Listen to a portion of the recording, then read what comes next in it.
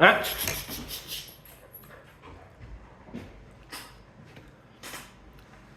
So you can see we're starting to reach the edge or the end of Walter's patience limits. Okay, he's starting to just be uneasy. You can see he just kind of doesn't know what to do. He doesn't know if he wants to lay down. He doesn't know if he wants to sit up. He doesn't, he wants to stand up probably because that's what he would normally do.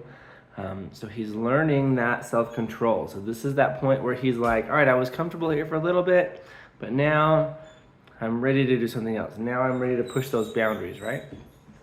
So there he's laid down. You can hear him starting to get a little bit more vocal, a little bit of whining. Okay, we're just gonna ignore the whining or any barking or anything like that. That's just him working through mentally. You can see a minute ago when he was sitting up, he was panting. Okay, mentally, this is very hard. This is a mental exercise, right? Even though he's just laying there, look at him pant. He's overheating. Okay, his brain is working so hard at trying to self-control here that he's panting, he's overheated. Okay, the energy is getting burnt. So he's using lots of energy here, mentally focusing on this activity. So even though he's just laying here or sitting here, okay, mentally this is a very strenuous exercise. And this is why it takes hours on the bed, because it takes a long time for these dogs to develop that self-control, develop that patience, develop that sense of, this is my happy place and I'm happy here and I'm comfortable here and this is what it's going to be.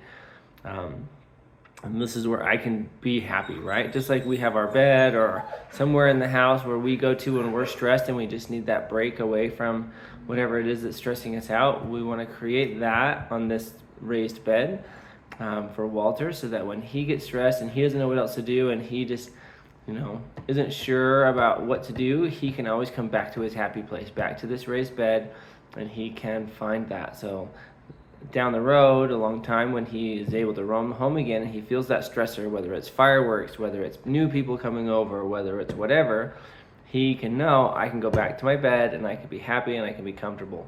But right now we're hitting the edge of his mental limits. Okay, so once we start seeing this kind of behavior and he's up and he's down and he's agitated and he doesn't quite know what to do anymore and he's just not comfortable anywhere, okay, we're gonna push through just a little bit more until he's back to a